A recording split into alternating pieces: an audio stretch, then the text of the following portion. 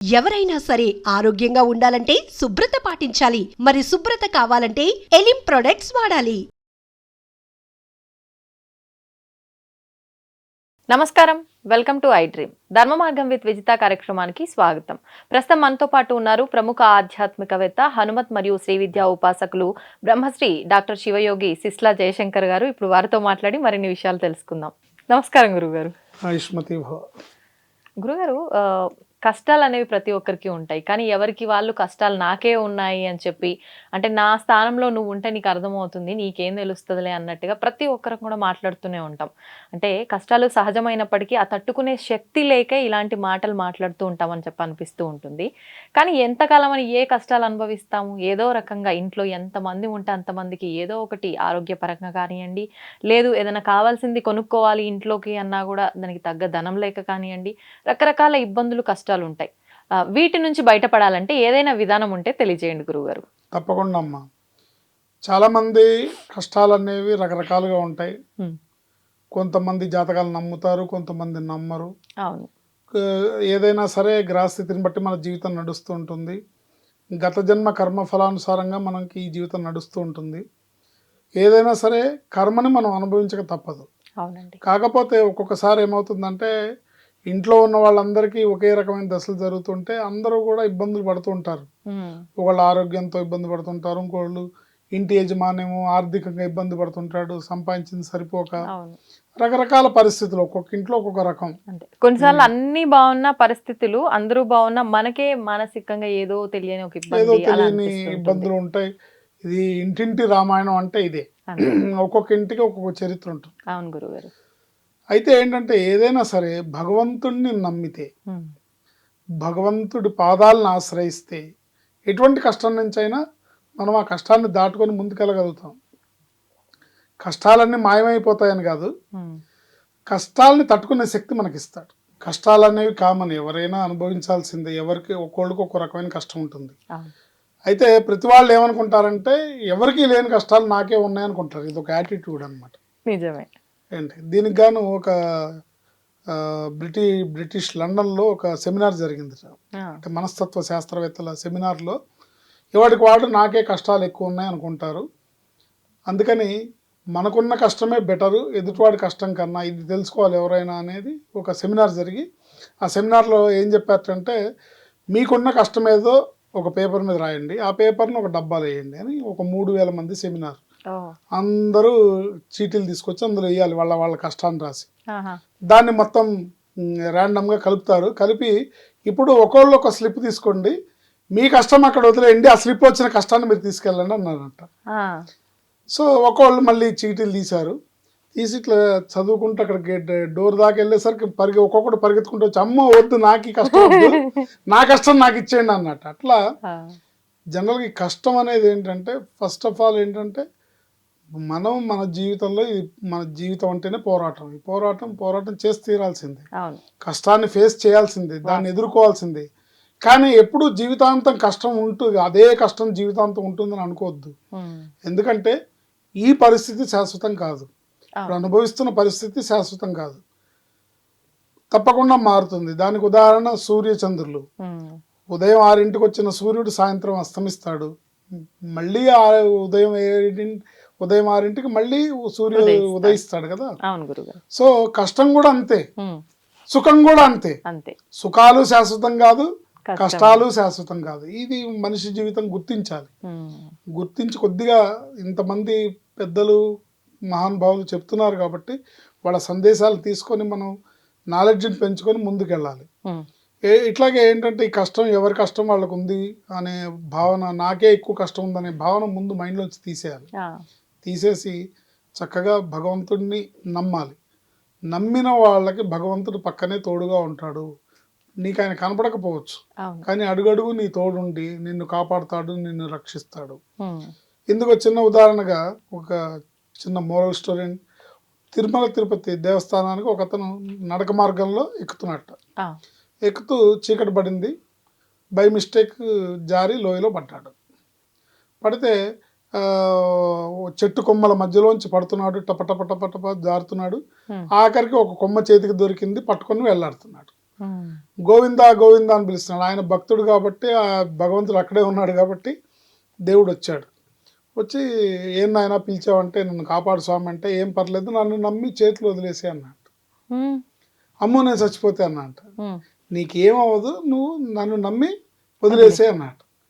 అంటే అమ్మో నేను చచ్చిపోతే అన్నట్టు. అయితే నీ కర్మ నేను చాలా బిజీ నువ్వు పిలిచావని వచ్చాను అని ఆయన వెళ్ళిపోయాడు. మళ్ళీ సుప్రభాతం గంట కొట్టారు, వెంకటేశ్వర స్వామి వెళ్ళిపోయాడు. వీడు అలాగే చెట్టుకు వేలాడుతున్నాడు. తెల్లారింది చూస్తే భూమికి అడుగు దూరంలో అడుగు ఎత్తులో వేలాడుతున్నాడు. సో భగవంతుడిని నమ్మి వదిలేస్తే తెల్లవారులు హ్యాంగింగ్ అయ్యే పరిస్థితి తప్పేది అంతే కదా కదా. అలాగే అంటే ఇది ఏంటంటే నమ్మాలి, నమ్మకంతో ముందుకెళ్ళాలి. నాకేమవ్వదు, భగవంతుడు ఉన్నాడు, నన్ను కాపాడుతాడు అనే నమ్మకంతో కనుక ఎవరైతే భగవంతుడి పాదాలను ఆశ్రయిస్తారో తప్పకుండా మీ భగవంతుడు అంటే విష్ణుమూర్తి భగవంతుడా, శివుడు భగవంతుడా, వెంకటేశ్వర స్వామి భగవంతుడా, ఆంజనేయ స్వామి భగవంతుడా అంటే సుబ్రహ్మణ్య స్వామి భగవంతుడా, గణపతి భగవంతుడా అంటే మీ మనసుకి ఏ రూపం నచ్చితే ఆ రూపం. భగవంతుడు ఒక్క రూపంలోనే ఉన్నాడు అక్కడ.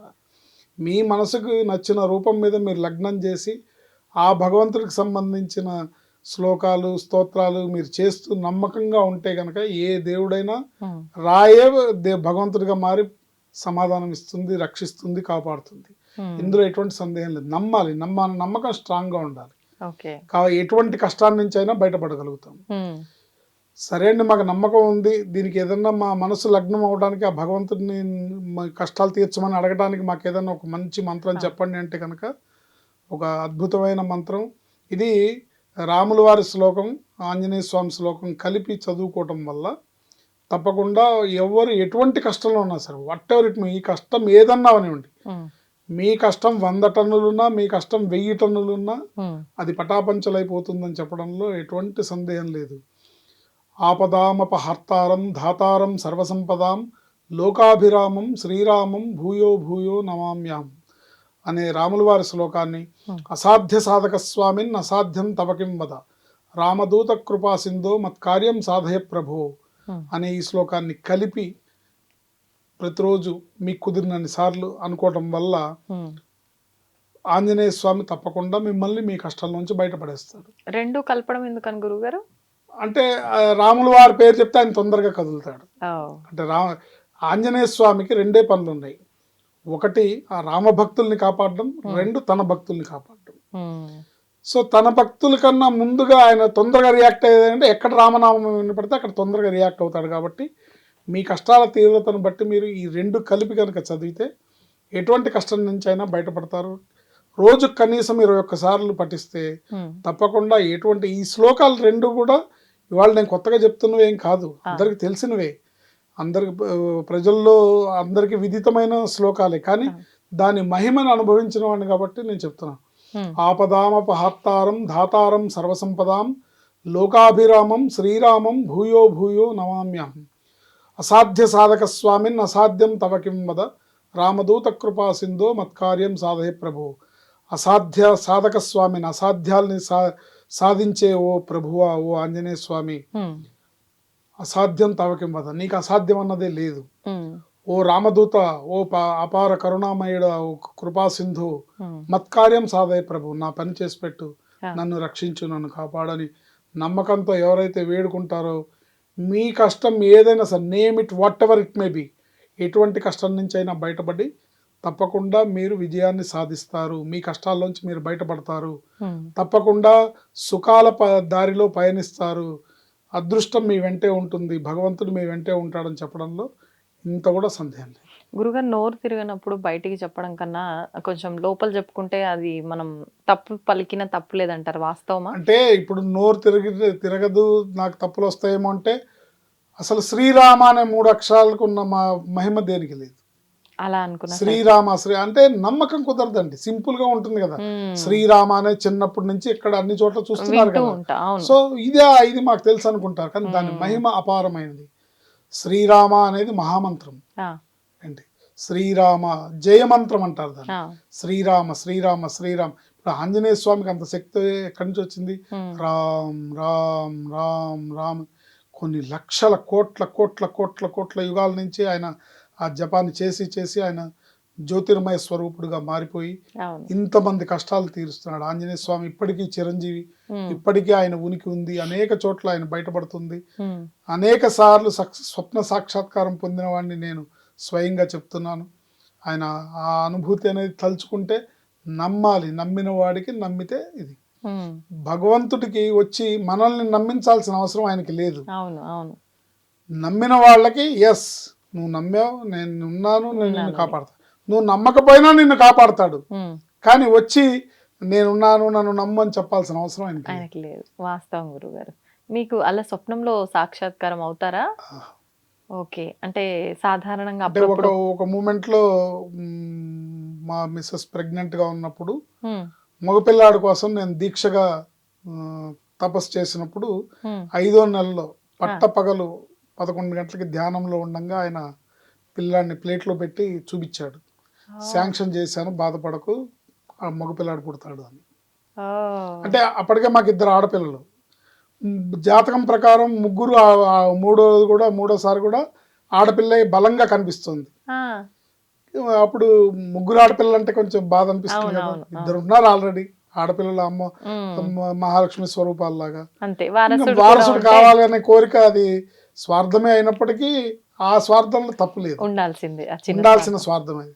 సో అప్పుడు మేము దీక్షగా చేసినప్పుడు ఆయన స్వప్నంలో 5వ నెలలో ఉమ్, ఆ, ఒక పెద్ద ప్లేట్లో మక్మల్ క్లాత్లో గులాబీ రేకుల మధ్యలో పిల్లాన్ని పడుకోబెట్టి చూపించాడు.